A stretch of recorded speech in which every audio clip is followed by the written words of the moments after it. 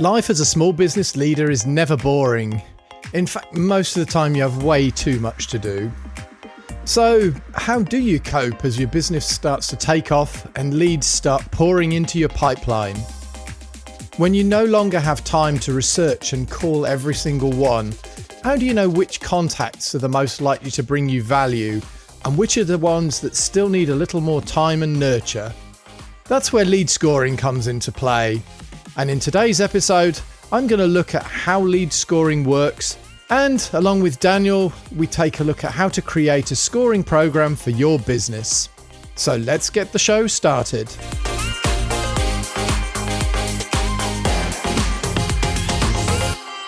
Hi there, I'm your host, Simon Harvey, and welcome to the Authentic Marketing Podcast in association with Demodia, where we give you actionable advice that will help you create marketing that works. So, this week's been somewhat crazy for me. We've got a large startup summit that's going on at the moment, and I'm going to be presenting there towards the end of the week, so I'm quite looking forward to that. Personally, I love events like this. They're a really great opportunity to get together with other folk and talk more with people like yourselves. So, people that have taken that leap of faith and started their own businesses. I'm sure that some of those conversations, they're going to lead into potential new business over time. But, I also know that with these sorts of events, the great thing about these startup conferences is there's many, many conversations that I'm going to have with people that are just going to be helping people, talking with new company leaders and potentially students as well at these events, helping them to understand how to communicate more clearly and obviously to run their business better. I'm sure when you've got these big events, you pick up lots of leads, you talk to lots of people, but the trouble is always when you get back home, you've got to try and remember which of the companies or which of the people are the ones that you need to follow up with and which of those are the most important ones to follow up with. The other catch comes when you've got a booth or when you're presenting a breakout session or something like that. And then at the end of a couple of days, talking to lots and lots of people, you suddenly get an extra spreadsheet presented to you with a great big list of attendees. You upload that into your CRM or you put it into your other management tools, and then you've got no idea who you've spoken to, who just happened to visit your booth or watched your session, and, who is actually worthwhile spending your time with.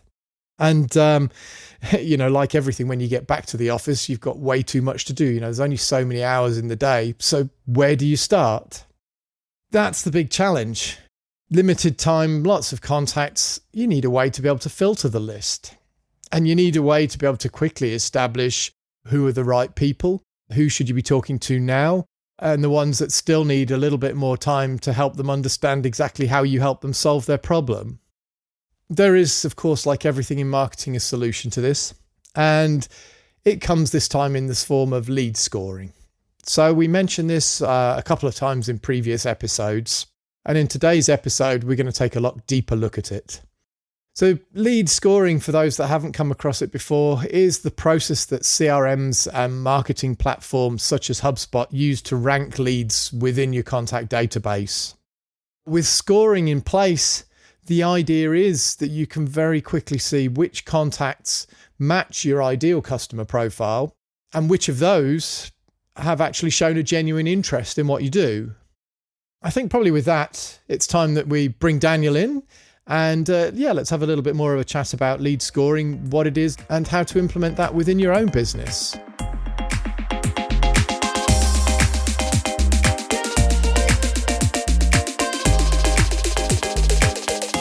So hi there, Daniel. Welcome back. Good to have you here again. How's things? What's your week been? Hi, Simon. My week was good. At the moment, I'm reading a book about base jumping. Oh, base jumping? Yes. Why is that? What's going on there then? Well, I subscribed for a course in April, and it was quite a spontaneous decision. Yeah. And right now, I'm trying to learn as much as I can about the sport and get all my equipment and make sure that it's also working. Oh, okay. Oh, well, I'll leave you to that. I don't think you're going to get me jumping off the edge of a cliff in the short term. So, yeah, maybe in a year or two. Oh, we'll see.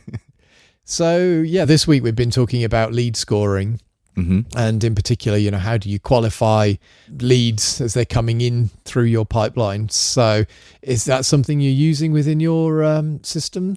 To be honest, no. I've never really done lead scoring, and I mean, I've read about it and heard about it, but I never really went too deep into the material. Yeah, okay. But it interests me. I want to know how I can benefit from that. So I guess to go back to the beginning, the purpose of lead scoring is really to be able to pick out the needle from the haystack. So as you start to go through and generate more leads through your advertising campaigns, or if you collect lists of contacts through trade shows and events, you're going to put all of those into your database. And the thing is that as a salesperson, you can't follow up with every single one of those. You know, if you're a small company like you've only got one or maybe two people that are dealing with sales, and they don't spend their whole day doing that. So you want to be able to reach out to the people that are most likely to be interested in the stuff that you do. And so what lead scoring does is it helps you to mark potentially which are the hot leads and which are the cold leads in there. And what we do is we attach a score to those leads and to the individuals. The way that we do that is we look at typically three things. The first thing is we look at the individual themselves. So who's the contact that you've got in your database? And the first thing we're going to do is to look at the profile of that person. So the demographics, you could call it in there. So if you're selling to a certain type of person, you know, it might be what gender are they? What age group are they? For businesses, you might be more interested in whether or not this person is an executive versus just being a junior person within the business. You might also be interested in the role that they have in there. Are they working for the finance department, or are they working for the HR department, or for engineering? So you can look at those sort of demographic tools and traits of the individual. And that's the first thing you want to look at.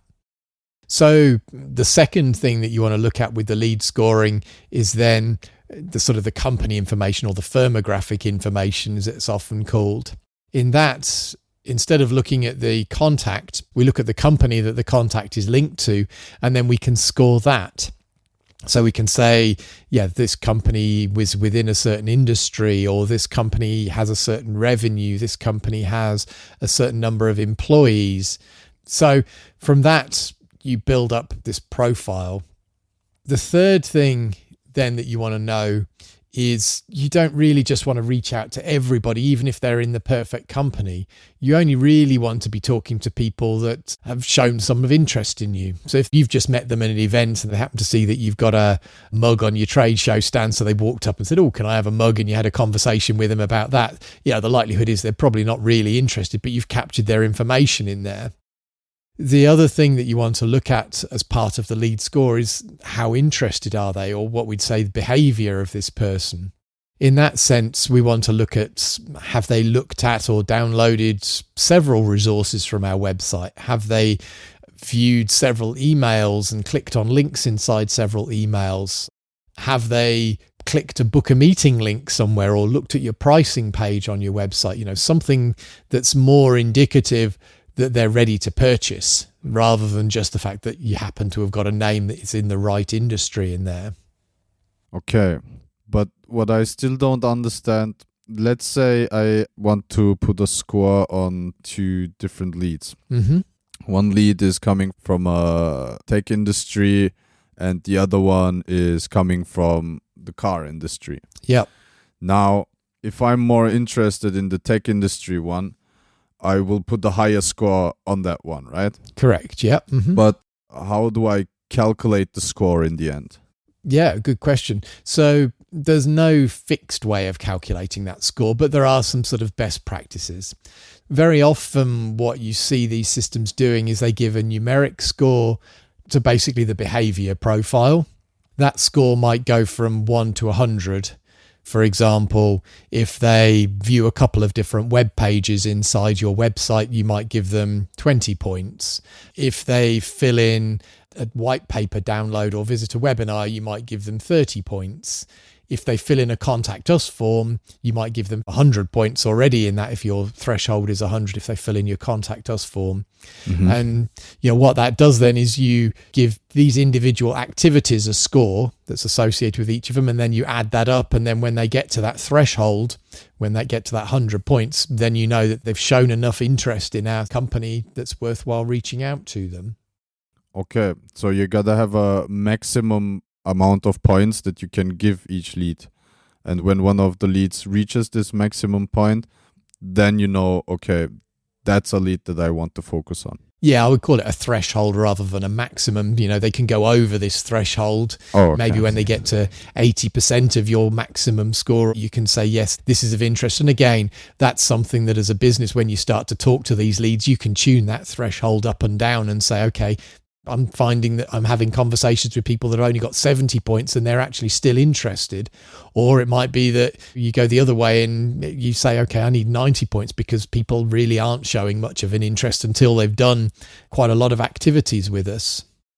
Okay, so you first need to set up the scoring system, and then you need to work with it for a while to really get a feeling of how many points a lead has to have in order to really become interesting. Yeah, exactly that. You work with it over time, and lead scoring is definitely not something that you set up once and you forget. It's something that's a living entity that you're going to tune. And the same goes with the organization part. So, we talked just then about the behavior score, but then I mentioned a minute ago, you have this second score, which normally what we do is we combine together the personal score, the demographic score, and the company score, the firmographic score. And often you see that referred to as a profile score, so the profile of the individual that you're selling to. And quite a common way of doing that is instead of using a number, you use a letter for the profile score. So maybe you have A to E or something along those lines, A being a really good match on your profile, and E being somebody that really you don't want to sell to at all because there's a complete mismatch in the company or the person's type. And that way, then you've got two parts. It's easy to see, the numeric score is the behavior and the alphabetic score in there is the profile of that person. And again, with the profile score, you can do the same thing. So you can say, if this company has, more than 50 employees or between 50 and 500 employees, mark them up one grade. So they'd go from an E to a D. Or you can do it the other way as well. You can have negative scores. So you could say, I don't sell to governments, or I don't sell to charities, for example. So if somebody registers that belongs to a not-for-profit or that works for a government organization, you could have a negative score as well. So you could say, go from a C down to a D at that point in time. And then you could look at the profile of the person too. And you could say, okay, this person works in the engineering department. So go from a B to an A. Or you going the other way, you could say this person is a journalist or a student. So go from a D to an E. So you move them down one grade or up one grade. So you can do those sorts of things with the company and the firm profiles as well. Okay, so I guess you will have the most work in the beginning of this process because you have to set up the whole scoring system for yourself. And you have to decide on your own how many scores you want to give for which action or which industry and so on. Yep. So do you have any tips for someone who hasn't started yet to set up a scoring system like that?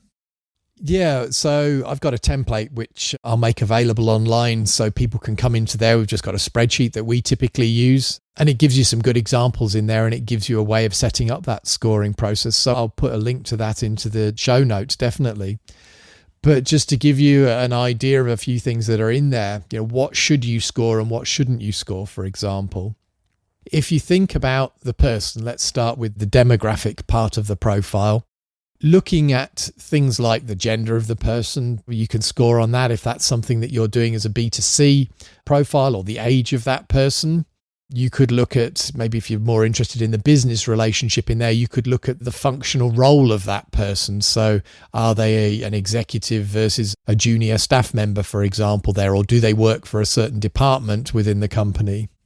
They're all good things to score on. And the reason that they're good things to score on is because within your forms and within your CRM, you can create pop-up lists. You have specific values that you can put into there, and your value is always the same. And that's important with scoring. You need to know a value equals something in order to increment or decrement the score. To give you an example of a bad thing to score against, a job title is often something that people tell me, I only want to be able to sell to people with this particular job title, CMO or head of marketing or whatever. But the trouble with that is, as things stands at the moment, I'm sure it's going to change with AI as we move forwards, but people express their job title in so many different ways. You might see somebody write down CMO or head of marketing or marketing director or marketing executive or director of marketing. There's so many different ways that you can write down the same job title in there. And the thing with scoring is you're looking to do a text match. You're looking to see if something exactly equals this, and then you give them some score. And because you don't know how they've described or written down their job title, you can't score on that. So it's very, very difficult to create scores based on things like a job title. As I say, until AI comes in and takes over a bit more there, I would advise against trying to use things like job titles at the moment and focus more on functional roles. You're saying that this is an automated process? Yeah, that's exactly the idea, is that we automate these. Basically, within HubSpot, what you can do is you can set up a scoring criteria. They call it the HubSpot score basically in there, and you can create custom scoring properties as well that are attached to companies and attached to individuals. And you have rules that you set up in there. So you can say, if, for example, if company has between 50 and 500 people, then add 10 points. It's literally exactly like that. And it's completely automated then, that when somebody updates their own data inside your CRM, so either you manually update it or they update it by filling in a form, then the change in that score is completely automated. And you just see the score happening. You go and look at the contact and you see this is the latest version of the score. So that's a living value basically that will change over the life of the contact. Okay, so that's good to know. You can program your lead scoring and then automate it using HubSpot. Exactly that, yeah. The other thing that you probably want to automate in there, you want to be able to identify the point that a lead is ready for a sales conversation. Mm-hmm. And if you go back to our conversation about what does a pipeline look like that we were talking about last week, we said that you've got leads and subscribers, marketing qualified leads, sales qualified leads, all of those sorts of things. Yes. Most of your leads are going to start off in either that subscriber or the lead stage. And actually, you don't want your salespeople to be reaching out to all of those people. What you want to be able to do in there is you want to flag the point that they should get in touch with them. And that's the point that they would move typically into a marketing qualified lead. This scoring is typically part of that marketing qualification process that says that this is the right sort of person. They work for the right company. They're in the right sort of role. They've expressed enough interest. So again, what you can do in HubSpot is if you've got any of the professional hubs where you've got workflows available to you, you can create a very simple workflow that literally looks at that HubSpot score property. And when that reaches your threshold value, then the workflow basically changes the life cycle stage field for the particular contact from lead or subscriber and moves them up to marketing qualified lead. And then you just tell your salespeople as part of their process that anybody that's a marketing qualified lead, they're the ones that they should be looking at, and they're the ones that they should be sending emails to or making a follow-up phone call with to see if there is a genuine interest there. I think it's pretty interesting that you can automatically change the lifecycle status of a lead by reaching a certain score, your lead scoring. Yeah, and that's it. The whole point is it makes that simple. It finds the needle in the haystack for you. That's nice. I think I managed to learn a lot in this episode again. Thank you very much for this valuable information, Simon. Cool. And look forward to catching up again next week. Thank you, Simon. It was my pleasure. Okay, take care.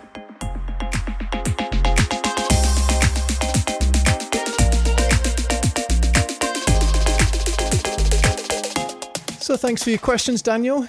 Yeah, there's many great questions in the conversation today. But I think the most important thing that I took away today was that there's two criteria that you want to be looking at when you're setting up a scoring system.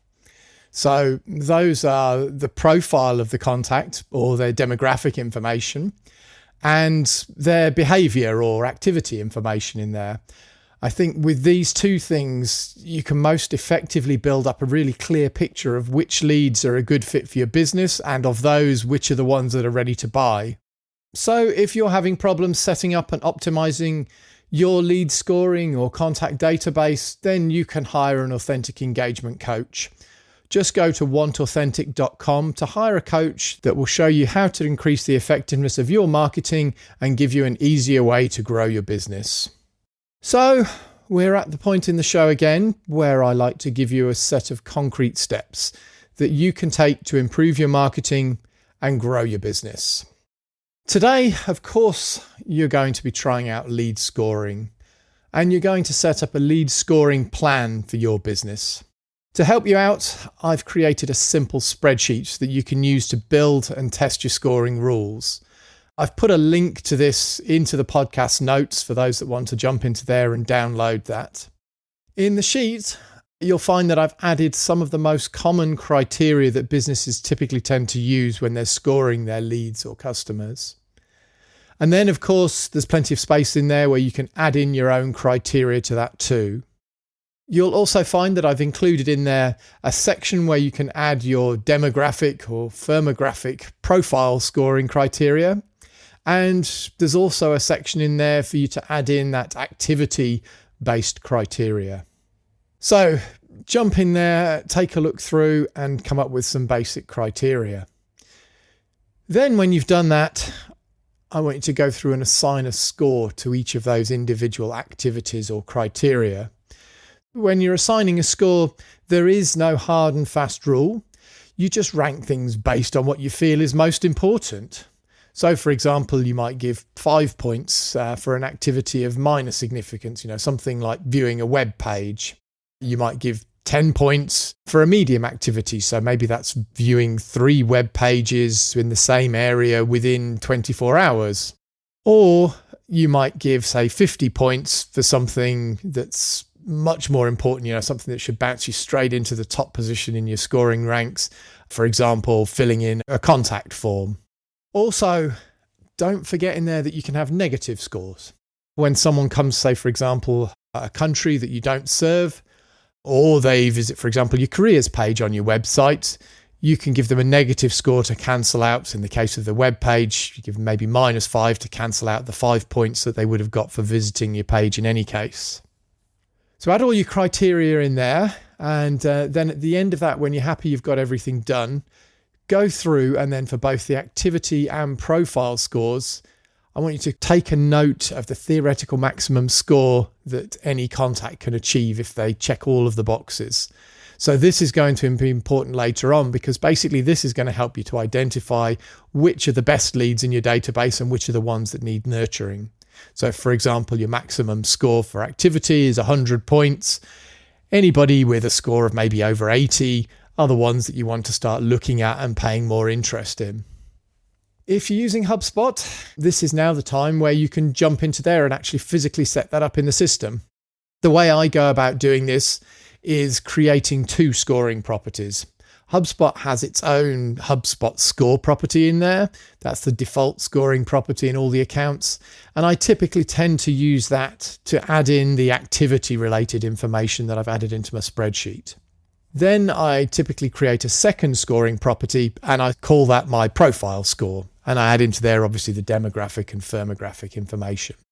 Just as a quick pointer, again with HubSpot, if you're creating long lists of things like we only serve people in these 10 countries, what you can do is you can use lists and dynamic lists to match the people that are in those countries, and then you add the list into your scoring criteria. So that's just a little tip that I've picked up over the years of working with this. So that's all there is to it, really. Once you've added a criteria in, 1 line for each of the criteria in your spreadsheet, within a few minutes, you should start to see scores being assigned to the contacts in your database. And then you can go through and look and start to determine which are the ones you should be calling. Of course, as always, if you need help, feel free to just reach out to me. Simon@demodia.com is my email address. Send me a mail if you've got any questions, if you're getting stuck, or if you just need help. I'm always here and always available to help. So that's all for today's episode of the Authentic Marketing Podcast. Thanks as always for listening. And if this is your first time joining us, don't forget to bookmark the podcast. Being a small business advocate yourself, you'll know that the most valuable thing that you can do is to share this episode with someone else that you know who runs their own business. If you found this helpful, then they're going to too. Thanks once again for listening. Take care, and I'll see you next time.